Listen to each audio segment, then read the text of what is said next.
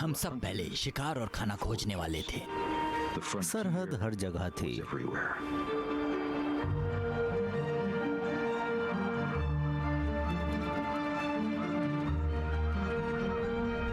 हम केवल पृथ्वी, सागर और आकाश के साथ बंधे हुए थे।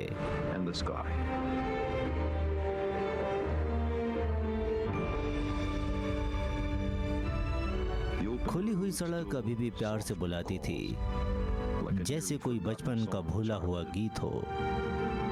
हमारी सभी असफलताएं, हमारी सीमाओं और अशुद्धता के बावजूद भी हम मानव महानता के काबिल हैं।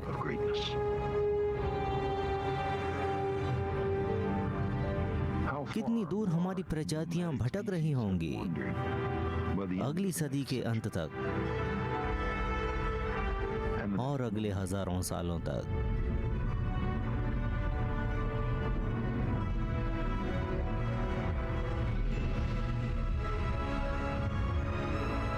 अगर आपको चाहिए सबसे अच्छे ऑड्स और रोमांचक स्पोर्ट्स बैटिंग तो sportsbetindia.io पर जाएं और पाएं बहुत सारे ऑफर्स भारत के नंबर 1 स्पोर्ट्स बुक्स और कैसीनो के साथ। हमसे जुड़े और पाएं ब्रैड के साथ बैट करने का बेहतरीन अनुभव सिर्फ sportsbetindia.io पर।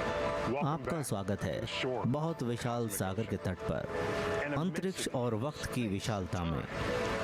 कुछ विशालता अभी भी हमारी समझ से परे है। हम विज्ञान द्वारा बनाई गई मुमकिन दुनिया से बंधे हुए हैं, मगर हम देखेंगे भूमि के अंदर की दुनिया भर के नेटवर्क को, जो कोई नहीं जानता था कि है या नहीं। मैं पहले आपको एक ऐसी कहानी बताऊंगा जो कि सच है।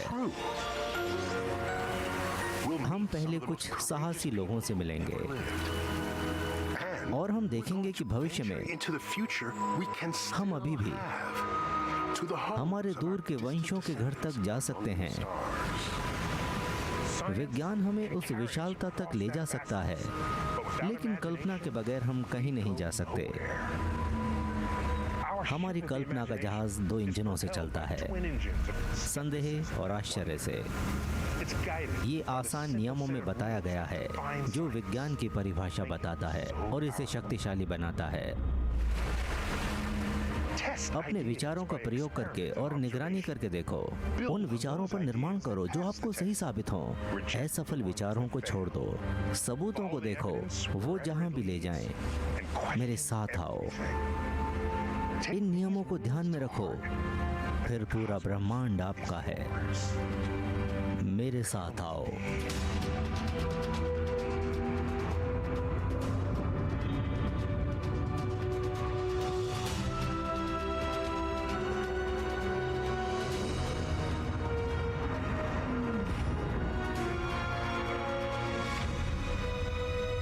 Bet.io is fun, fast and fair. So many cricket games and markets. I love it. बढ़िया है। अब मजा आएगा।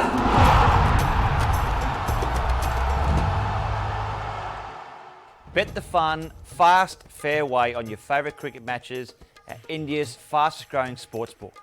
Sportsbet.io, where the action is fun, the games are fast and the odds are always fair.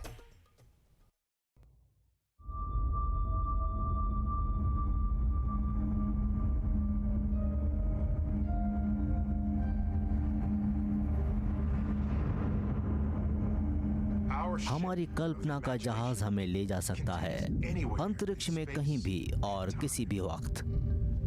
ब्रह्मांड हमारी सामने वाली खिड़की के बाहर ही है। अगर आप अतीत देखना चाहते हैं तो नीचे देखो।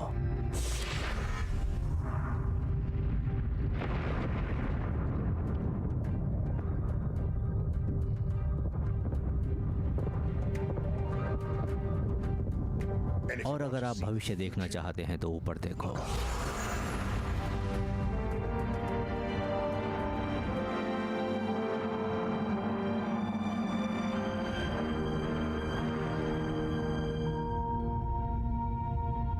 इस यात्रा पर हम एक दूर की गैलेक्सी के लिए बंधे हुए हैं और हम पता करेंगे कि कैसे हम इस जाति के लोग ब्रह्मांड को खोजने वाले बने। ये वो नासा का वायेजर 1 1977 में बनाई गई थी।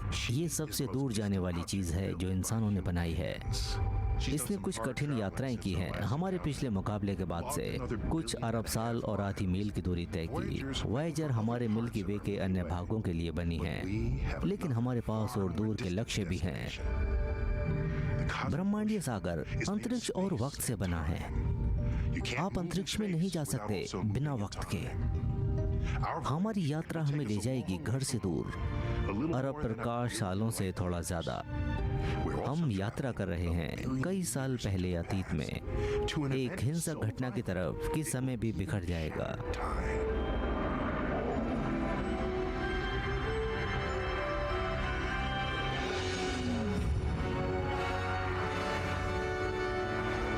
अब हम अपनी मंजिल के करीब हैं और इसी के लिए हम आए हैं। ये ब्लैक होल तब बने थे जब दो बहुत बड़े सितारे आपस में टकराए थे, और तब से ये गुरुत्वाकर्षण टैंगो कर रहे हैं लाखों सालों से। हम यहाँ चरम सीमा के लिए हैं। जब ये दोनों टकराएंगे, ये अंतरिक्ष के वक्त को सेट करेंगे। सुनामी जो खिंचाव और संक्षिप्त करेगी अंतरिक्ष को सभी दिशाओं में, और ये खुद व खुद वक्त को धीरे कर देगा, इसे तेज करने से पहले और फिर इसे धीरे करके।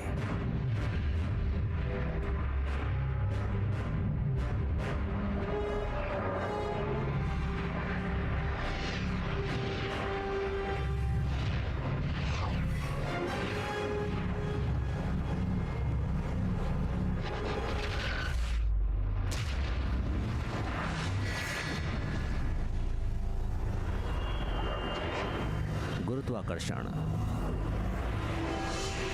और ये खुद ब खुद धीरे होगा। अंतरिक्ष वक्त सुनामी सेट करें, खिंचाव और संक्षिप्त करें सभी दिशाओं में 1 अरब प्रकाश वर्ष दूर।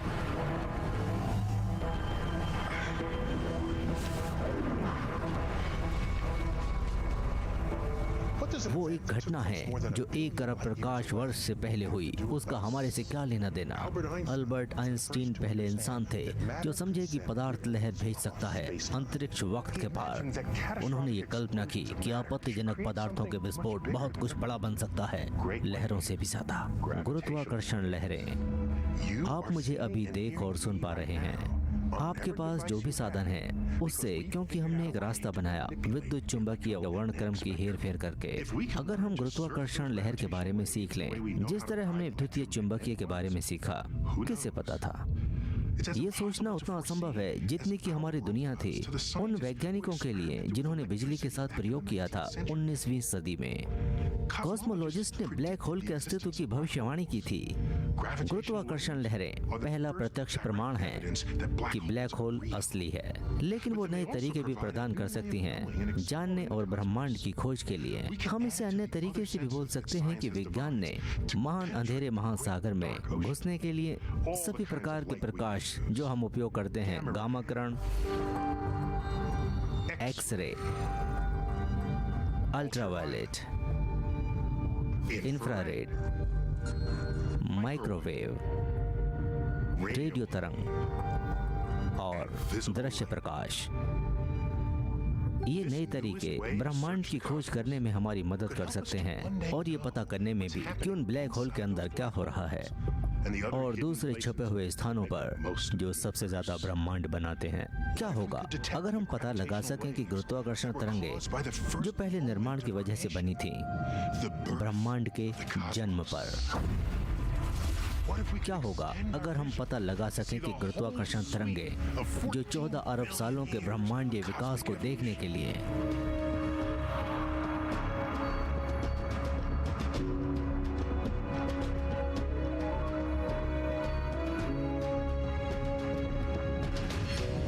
तो हम इतने होशियार कैसे हो गए? हम हमारी प्रजातियों के विकास के बारे में कुछ जानते हैं, लेकिन इंसान का दिमाग कैसे विकसित हुआ?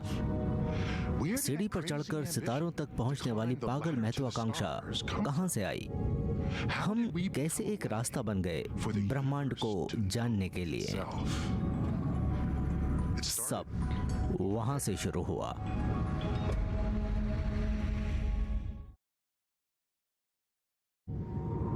हमारे लिए ये रास्ता है वक्त की विशालता को समझने का। हमने सारा वक्त ले लिया ब्रह्मांड के जन्म से इस क्षण तक का और उन सबको जोड़कर एक साल के कैलेंडर में डाल दिया। इस पैमाने पर हर महीना थोड़ा प्रतिनिधित्व करता है। 1 अरब साल से अधिक को हर दिन प्रतिनिधित्व करता है, लगभग 40 मिलियन वर्ष। हमारी अपनी कहानी शुरू होती है अन्य सभी जीवों के साथ। हमारी छोटी सी दुनिया, हर जीवित चीज पृथ्वी पर अवतीर्ण हुई है एक मूल से। ये गहरे सागर में हुआ 15 सितंबर को अंधेरा, लगभग 4 अरब साल पहले। एक छोटे कोशिकीय के भीतर एक प्रकार की रासायनिक सीढ़ी थी, डीएनए डबल हेलिक्स।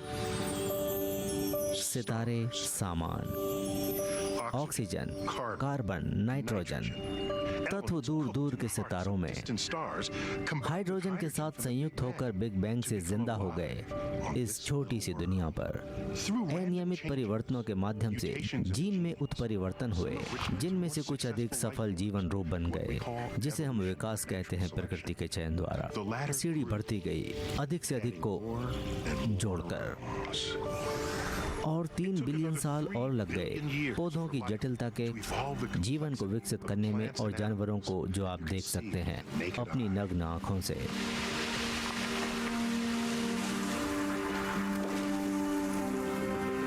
अगर ब्रह्मांडीय कैलेंडर की छुट्टियां होती तो निश्चित रूप से 26 दिसंबर उनमें से एक होता। इस दिन कुछ हफ्ते पहले, लगभग 200 मिलियन साल पहले स्तनधारियों का विकास हुआ था। वो पृथ्वी पर जीवन का एक नया रूप लाए, नियोकोर्टेक्स।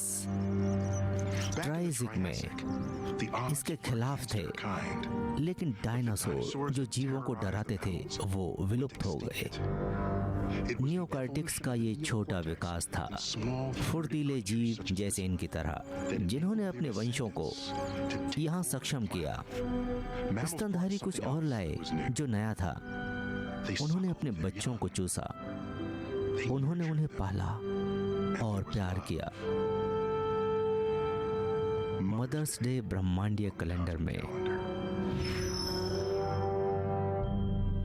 प्रकृति द्वारा चयन का मतलब वो जीवित चीजें जो पर्यावरण के अनुकूल अपने आप को ढाल लें, जिंदा रहें और संतान पैदा करें। बुद्धि एक विशाल चयनात्मक लाभ दे सकती है। इस ग्रह का भाग्य एक घटना से हमेशा के लिए बदल गया था, जिसमें सिर्फ 13 परमाणु शामिल थे। 13 परमाणु कितने छोटे हैं, एक नमक के एक दाने का चौथाई हिस्सा जितने। हमारे सिर्फ एक पूर्वज के डीएनए में कुछ उत्परिवर्तित हुआ। आत्मसम्मान के हर स्रोत, हमने जो कुछ सीखा और निर्मित जो चीजें नीचे आ सकती हैं, उससे ज्यादा कुछ नहीं। एक जीन का आधार युग्म, बस एक नियोकार्टेक्स को प्रोग्राम किया जाता है कि उसके आकार को बड़े होने के लिए स्थिर और अधिक गहराई से। शायद वो अनियमित था एक ब्रह्मांडीय किरण से, या ट्रांसमिशन के दौरान एक कोशिका से दूसरी कोशिका में जाते हुए कुछ गलती हुई, या जो भी कुछ था उसने हमारी प्रजातियों में बदलाव किया, जिसके कारण सब दूसरी प्रजातियों के जीवन पर प्रभाव पड़ा। पृथ्वी पर ये नए साल की पूर्व संध्या के दिन देर से हुआ हमारे ब्रह्मांडीय कैलेंडर में।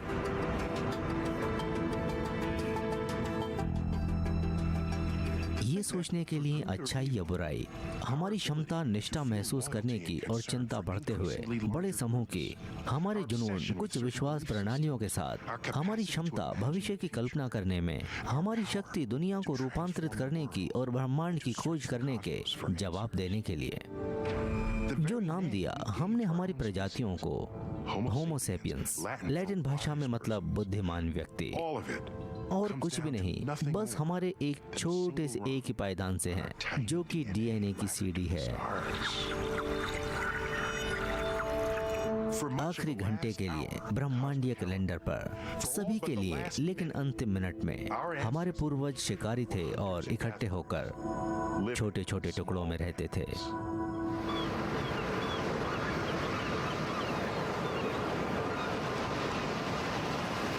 आप जानते हैं, जब लोग बस झटके से कहते हैं, ये इंसानी स्वभाव जैसा है जो मुझे हैरान कर देता है।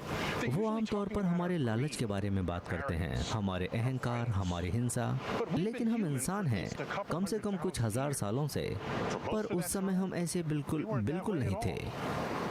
हम ये कैसे जानते हैं? खोजकर्ता और मनोवैज्ञानिकों से, जो पहले कुछ सालों पहले के जीवन के 4 सदियों से जाहिर है आपत्ति विशेष रूप से अत्यधिक कमी के हालात की परिस्थितियों में, लेकिन भारी सहमति से मनुष्यों की तस्वीर बनी हुई है जो एक दूसरे के साथ एकता से रहते थे और पर्यावरण के साथ भी। हम थोड़ा ही एक दूसरे को देते थे क्योंकि हमें पता था कि हमारा जीवन समूह पर निर्भर है। हमने हमारी आवश्यकताओं से अधिक धन नहीं कमाया क्योंकि हमारे भटकने के साथ ही संपत्ति भी कम हो जाती। हम अपने गैर मानव पूर्वज से अलग थे। उनके अल्फा नर का अपना एक प्रभाव से धमकाने का तरीका था।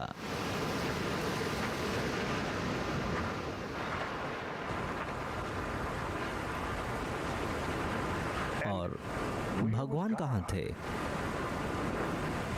हर जगह, चट्टानों और नदियों में, पेड़ों में, पक्षियों में, हर जगह, हर जिंदा चीज में। और वो इंसान स्वभाव था कुछ हजार सालों के लिए। मैं दक्षिण अफ्रीका की नोक पर खड़ा हूँ और कल्पना कर रहा हूँ कि वो वक्त कैसा था पिछले सैकड़ों हजारों सालों का। उसके बाद अफ्रीका सभी होमो सेपियंस का घर था, सभी 10,000 लोग। अगर आप एक अतिरिक्त स्थलीय के सर्वेक्षण विशेष कार्य पर होते, आप सोचते हम एक लुप्त प्रजाति के थे। किसी दिन जल्दी हम सब 10 अरब होंगे। क्या हुआ? हम ग्लोब गर्डलिंग कैसे बने? अंतरिक्ष में यात्रा करने वाले प्रजाति जो हम आज हैं।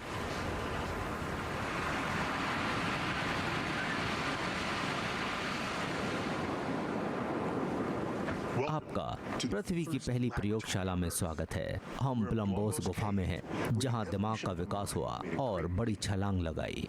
हमारे पूर्वज रसायन विज्ञान के आचरण का प्रयोग कर रहे थे, तत्व जैसे लोहा, ओचर इत्यादि। उन्होंने इसे सजाने के लिए लाल रंग के टुकड़ों वाली वस्तुओं का इस्तेमाल किया, लेकिन उसके उपयोग भी हुए जानवरों की खाल को छुपाने के लिए, या दवा के लिए, या उनके उपकरण तेज करने के लिए, या शायद कीड़ा विकर्षक के रूप में। और उन्होंने ओचर में कुछ निशान डाले, पृथ्वी पर पूरी तरह से कुछ नया, खाने के लिए नहीं, आश्रय देने के लिए नहीं, लेकिन किसी का प्रतीक।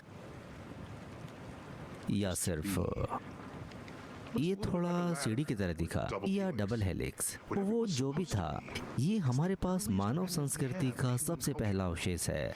हमें कुछ विशिष्ट मानवों को पीछे छोड़ने का एक रास्ता मिल गया था, संवाद करने का एक साधन। हालांकि उल्लेखनीय रूप से आपसे और मुझसे 1,00,000 साल दूर एक बड़ी शक्ति की खोज हुई इस ब्लम्बोस गुफा में।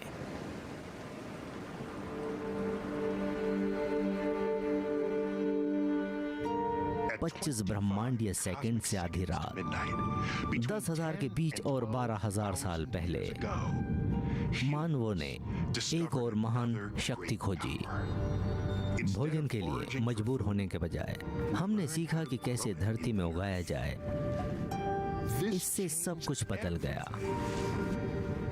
हमारे पूर्वजों ने कुछ ऐसा किया जो उन्होंने ऐसा पहले कभी नहीं किया था। उन्होंने नए उपकरणों का आविष्कार किया, पौधे लगाना और फसल बोना, और फिर वो सेटल हो गए।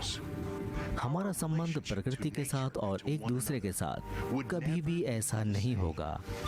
ये कृषि क्रांति है, पौधों और पशुओं को सुधारने की क्रांति सभी की माँ है, क्योंकि सभी अन्य लोग इसका पता लगाते हैं। इसके परिणाम दूर तक पहुँचते हैं। हमारे वक्त से अधिकांश क्रांतियों की तरह ये एक परिवर्तन लाया जो महान भी था और भयानक भी।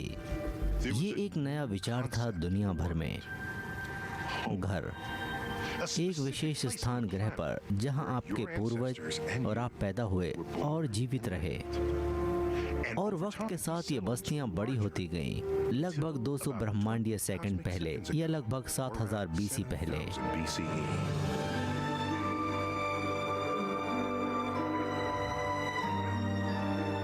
कैटल होयुक में आपका स्वागत है। एक समुदाय अनातोलियन समतल भूमि में। ये लगभग 9000 साल पहले की बात है और हर कोई बस गया शाम के लिए। आज रात उतनी ही संख्या में लोग हैं जितने पूरे अफ्रीका की आबादी में साथ रह रहे थे इस प्रोटो सिटी में। ये शहर एक नया विचार है। उन्होंने अभी तक सड़क का आविष्कार नहीं किया, न ही खिड़की का। तो एक ही रास्ता है अपने घर जाने का, चल के जाएं छतों से जब तक आप उद्घाटन तक ना पहुंचें आपके आवास के लिए। कैटल होयुक में और कुछ महत्वपूर्ण कमी थी सड़कों और खिड़कियों को छोड़कर। यहाँ कोई महल नहीं है। वो कीमत जो गरीब किसान को मिलनी चाहिए थी वो अभी भी इंसानों को देना बाकी है। यहाँ कोई किसी चीज़ पर राज नहीं करता, कोई छोटा बड़ा नहीं है और कोई आबादी ऐसी नहीं है जहाँ 1% लोग अमीर हों, जबकि सब लोग एक बराबर और एक साथ हैं। आदमी, औरत, बच्चे जो यहाँ रहते हैं, इन सभी की जांच से पता चला है कि उनके खाने पीने में एक जैसी समानता है। अभी भी हंटर गैथर परंपरा को निभाते हैं। शैतौल होयुक एक गैंतोरियन था। यहाँ कमजोर और ताकतवर एक जैसा खाना खाते हैं। सभी इस तरह के घर में भी रहते हैं। वो कुछ भी हों मगर दबंग होते हैं। आओ चलो दिखाता हूँ।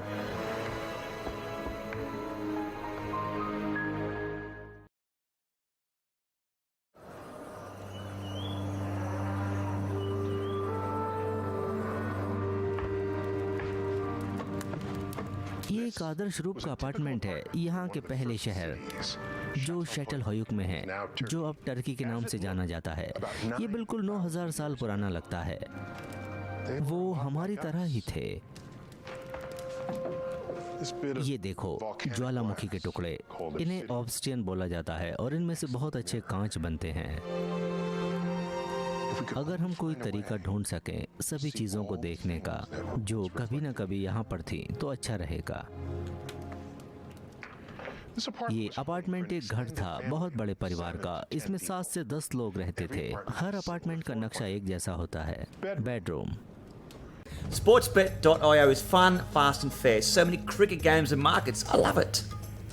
बढ़िया है। अब मजा आएगा।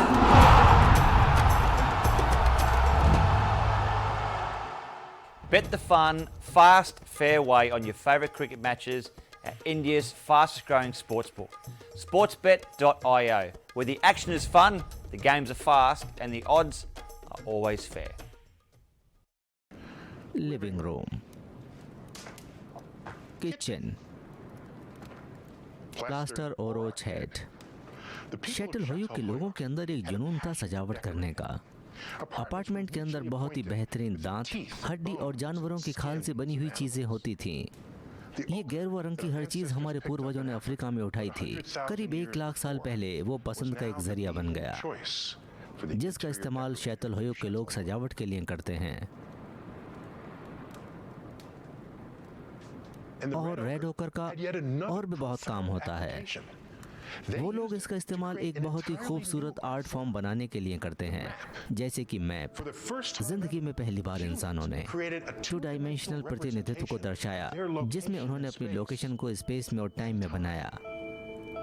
इसमें देखो, ये मेरा घर है और ये एक ज्वालामुखी है जो आपस में कहीं ना कहीं संबंध रखते हैं। और कई जादुई स्ट्रोक की वजह से आर्टिस्ट ने 9000 साल पहले एक मैसेज भेजा। मैं यहाँ जब था जब ये ज्वालामुखी फटा था।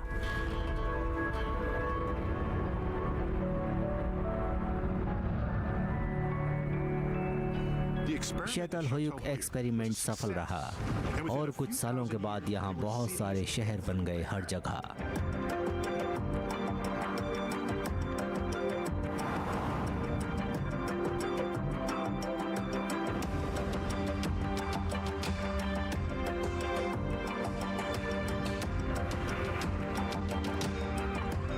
जहाँ अलग अलग तरह के लोग इकट्ठा हुए, वो भी सब एक जगह पर। उनके विचार आपस में एक्सचेंज हुए और नई चीजें उभर कर सामने आईं। शहर एक दिमाग की तरह होता है, ऐसा दिमाग जहाँ नए नए विचार उत्पन्न होते हैं। इस एम्स्टर्डम शहर में 17वीं शताब्दी में पुराने लोग और नए लोग आपस में मिले जुले, क्योंकि वो पहले कभी नहीं मिले थे, और यहाँ अभूतपूर्व विचार की स्वतंत्रता हो गई। इन सब परिस्थितियों की वजह से विज्ञान और कला का एक गोल्डन एज बना। इटली में गियोर्डानो ब्रूनो ने दावा किया था कि दूसरी दुनिया भी है। इसकी वजह से उन्हें बहुत परेशानी भी हुई थी।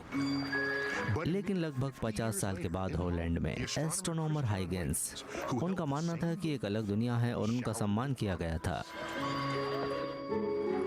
प्रकाश उस युग का एक केंद्रीय विषय था।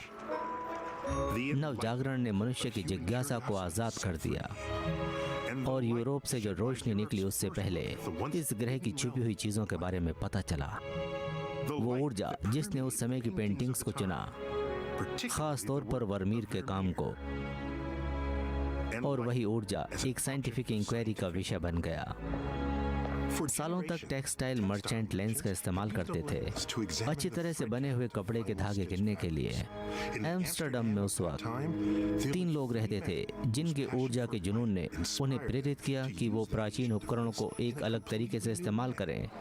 उन्होंने टेक्सटाइल मर्चेंट के लेंस को निशाना बनाया और उससे एक नया उपकरण बनाया जिसके बारे में कभी ना किसी ने सोचा होगा और ना देखा होगा। इसे खोजने की एक नई प्रक्रिया शुरू हुई जिससे दुनिया में नई नई चीजें ढूंढने का मौका मिला।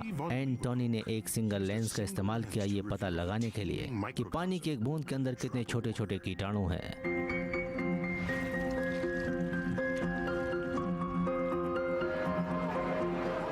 और उनके दोस्त हाइगेंस में 2 लेंस का इस्तेमाल किया तारों, ग्रह और चांद को करीब लाने के लिए, ताकि उनके बारे में अच्छे से पता लगा सकें। हाइगेंस पहले इंसान थे जिन्होंने देखा कि सैटर्न की रिंग ग्रह को नहीं स्पर्श करती। वो पहले इंसान थे जिन्होंने पता लगाया कि आखिर वो रिंग है क्या। उन्होंने सैटर्न के सबसे बड़े चांद टाइटन के बारे में भी खोज की। हाइगेंस बिल्कुल ब्रूनो की तरह वो सोचते थे तारे एक अलग वस्तु हैं जो कि खुद के ग्रह और चांद से चारों तरफ से घिरी हुई थी। लेकिन उस अलग दुनिया के बारे में, वहाँ के जीवन के बारे में ऐसा कुछ भी क्यों नहीं हमारी पौराणिक किताबों में लिखा हुआ है। जो भी इस बात को अस्वीकार करता है विरोधाभास दिलों और दिमाग में हलचल मचा सकते हैं। प्रबुद्धता का नेता केवल एक आदमी था जो हिम्मत करके इसे संबोधित करता। वो प्रकाश का एक जादूगर था।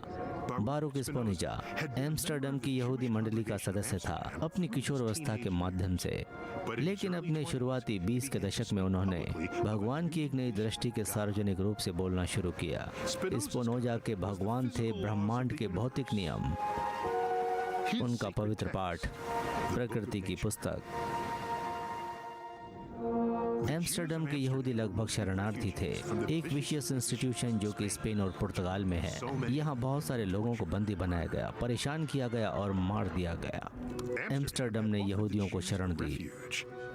स्पोनोजा के कट्टरपंथी विचारों को एक खतरे के रूप में देखा होगा। हॉलैंड में अपनी जीत की सुरक्षा के लिए उन्होंने बहिष्कार किया और फैसला किया कि उन्हें हमेशा के लिए दूर हो जाना चाहिए। स्पोनोजा ने उनकी बात मान ली, गरिमा के साथ सजा ली, लेकिन बिना प्रस्तुत किए।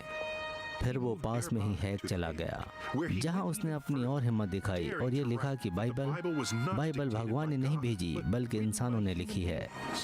स्पोनोजा ने लिखा, मुसीबत में भगवान के चमत्कार का इंतजार मत करो। चमत्कार प्रकृति के नियम का उल्लंघन है। भगवान को सबसे अच्छे तरीके से समझ आता है उन कानूनों का अध्ययन। किसी ने पहले ये बातें नहीं बोली होंगी। स्पोनोजा जानता था कि वो अपने खुले विचार का टेस्ट कर रहा है, हॉलैंड के लिए भी। उसके लिए एक अधिकारी राज्य धर्म व्यक्ति के आध्यात्मिक बल से अधिक था। स्पोनोजा ने माना प्रमुख धार्मिक परंपराओं की चमत्कारी घटनाएं अंधविश्वास का आयोजन है। उनके विचार में जादुई सोच ने एक तर्क संगत मुक्त समाज के भविष्य के नागरिकों के लिए खतरा पैदा कर दिया। ऐसा कोई भी लोकतंत्र नहीं हो सकता चर्च और राज्य के अलगाव के बिना। उन्होंने एक किताब लिखी थी जिसमें अमेरिकी के दिल में विचारों को पेश किया और एक क्रांतिकारी। तब भी अभी भी डरे हुए लोग थे जो उसके भगवान के लिए सोच से डरते थे।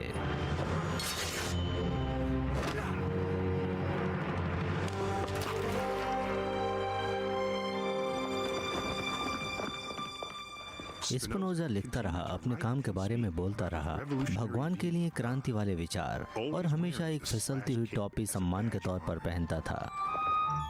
और वो 44 साल की उम्र में मर गए, शायद लेंस की धूल मिट्टी सूंघने की वजह से, जो कि जब वो लेंस को पीसते थे माइक्रोस्कोप और टेलीस्कोप बनाने के लिए। 250 साल बाद एक और आदमी प्रकाश के लिए जुनून रखने वाला इसमें एक पिलग्रिमेज बनाया, जिसमें वसीयत के तौर पर स्पिनोजा के काम को रखा गया।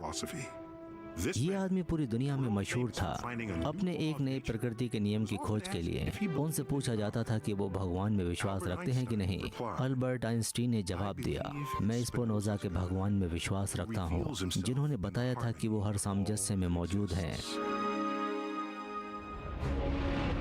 प्रकृति के लिए हमारी समझ हर सोच से परे हो चुकी है, स्पिनोजा और आइंस्टाइन की उम्मीद से भी परे।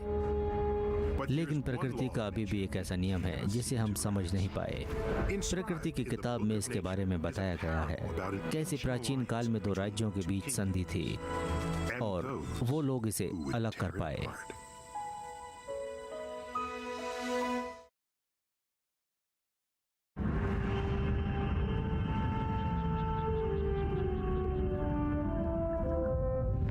बहुत साल पहले दो राज्य हुआ करते थे।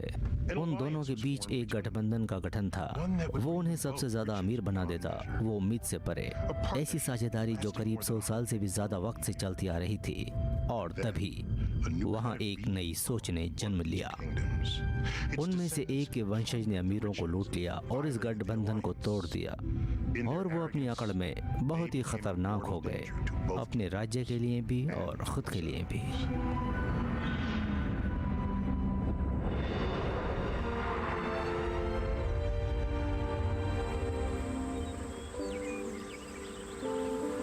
ये घटना सच है। ये कहानी 2.5 दर्जन जिंदगी की है जो पृथ्वी पर है। वो है पेड़ पौधे, जीव जंतु के राज्य। हरा भरा होना इतना आसान भी नहीं है। अगर आप एक जगह पर हों तो आपके लिए ये चुनौती भरा हो सकता है। आपसे कोई मिलने वाला भी नहीं होता।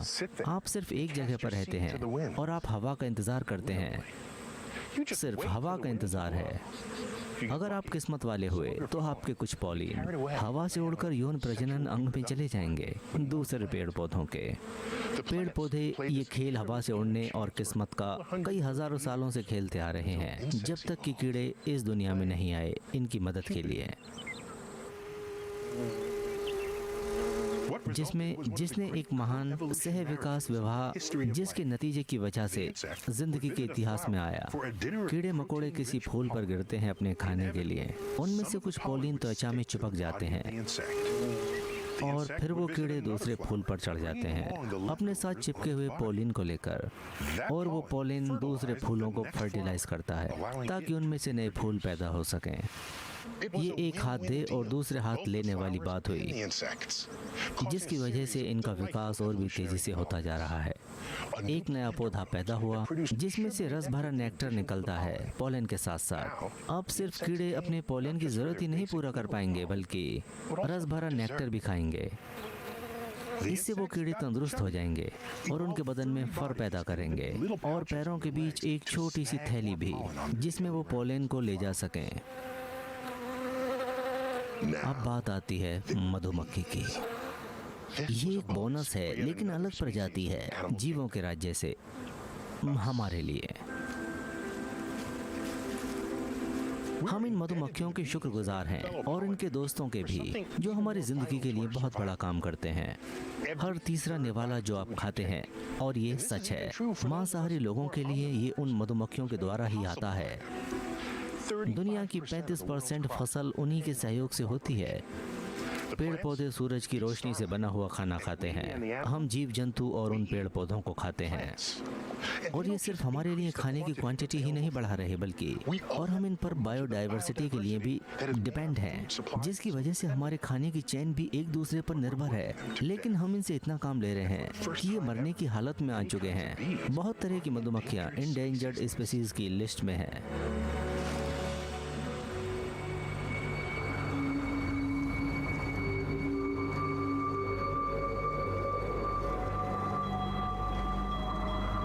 मुझे लगता है आपको पता है इसकी शुरुआत कहां से हुई है।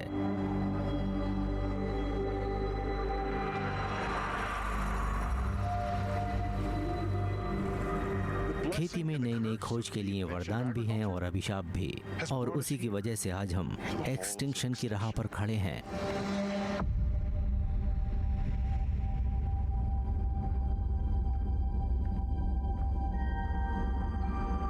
सभी को एक स्मारक सामूहिक विलुप्त होने वाली घटनाओं में पृथ्वी के इतिहास में जीवित चीजें खो गईं। ये जीवन के पेड़ पर टूटी शाखाओं के लिए एक स्मारक है। 5 बार जिंदगी के इतिहास में कैटाक्लिज्मिक, जियोलॉजिकल और एस्ट्रोनॉमिकल घटनाएं हो चुकी हैं, जिंदगी को खत्म करने की राह पर डरा चुकी हैं। 6ठी बार वाला अलग था। आखिरी बार हम यहाँ पर थे। इसका कोई नाम नहीं है। क्यों? क्योंकि पहले एक साइंटिफिक कंसेंसस होना जरूरी है जिससे ये पता चले कि हम मास एक्सटिंक्शन घटना के बीचों बीच हैं। लेकिन अब वो बदल गया। अब इसका नाम है, वो हमारा नाम है, द एंथ्रोपॉन। एंथ्रोपो मतलब है इंसान, जिसे ग्रीक भाषा से लिया गया है, और केन का मतलब है अभी, जो एक ग्रीक भाषा से लिया गया है।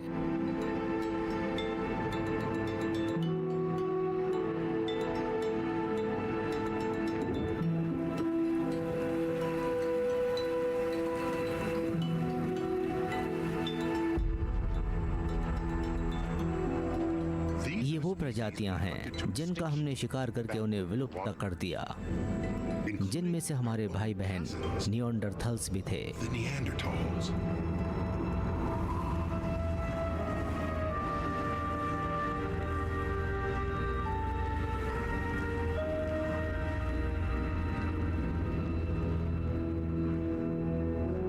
अगर हम खुद को देखें एक प्रजाति के रूप में, तो हम क्या हैं? हम जहां जाते हैं मौत का कारण बन जाते हैं। इसके आगे भविष्य है। अभी भी ज्यादा देर नहीं हुई है कि हम अपने आप पर काबू कर लें। अगर हम फैल गए तो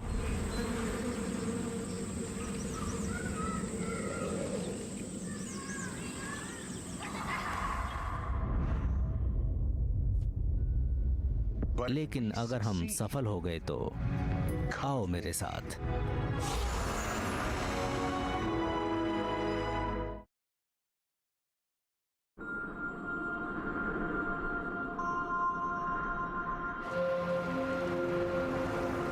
हमारे भविष्य में बस कुछ साल आगे ही प्रोजेक्ट स्टारशॉट फ्लोटिल्ला 1000 स्पेसक्राफ्ट का पृथ्वी से जाएंगे। ये हिस्सा अटाकामा डेजर्ट वेस्ट का है, जो कि एंडीज माउंटेन्स में है। ये इतना सूखा है कि आज यहाँ इतिहास में बारिश नहीं होती, और ये हमारे लिए अच्छी बात है क्योंकि हमें जरूरत है खुले आसमान की जिसमें सब दिखाई दे। पाइए बेहतरीन ऑफर्स और 2.5 लाख रुपए तक का कसिनो बैग sportbetindia.io पर जाएं और अपना अकाउंट बनाएं। ब्रैड के साथ बैट करें सिर्फ sportbetindia.io पर।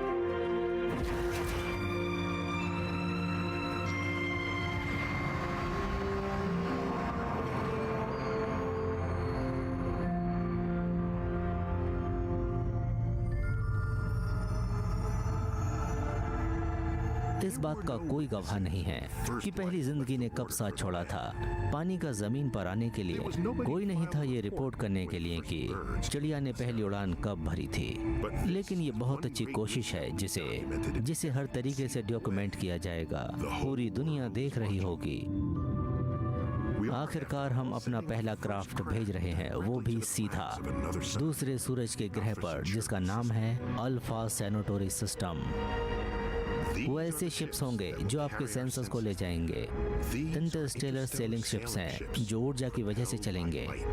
उनके हल्का वजन 1 ग्राम जितना है और वो मटर के दाने से ज्यादा बड़े नहीं हैं, और फिर भी उनमें नासा के सभी उपकरण लगे हैं।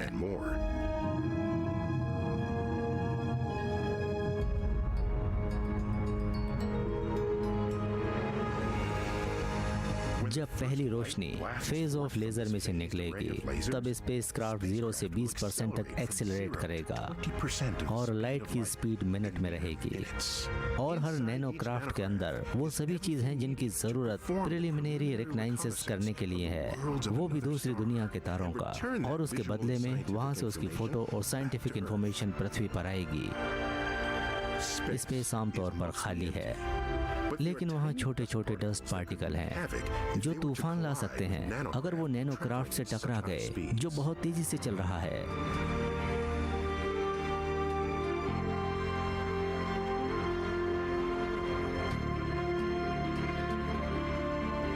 यही वजह है जिसकी वजह से हमें बहुत सारे भेजने की जरूरत है।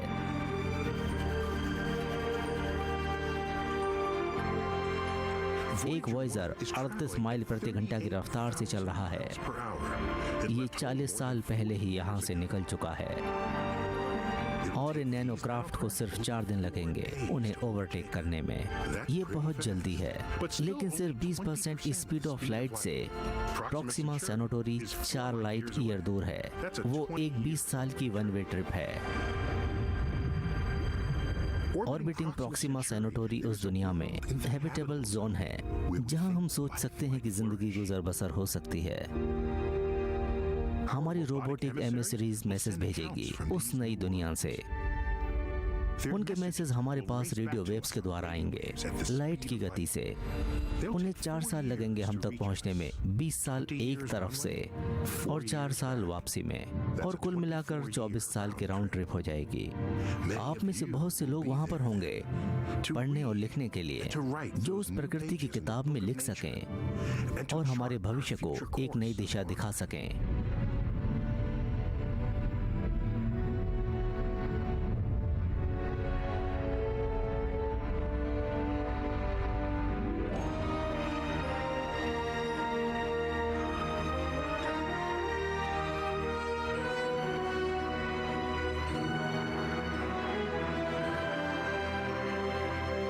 और पृथ्वी से घिरा हुआ नहीं होगा, ना महासागर से और ना आसमां से।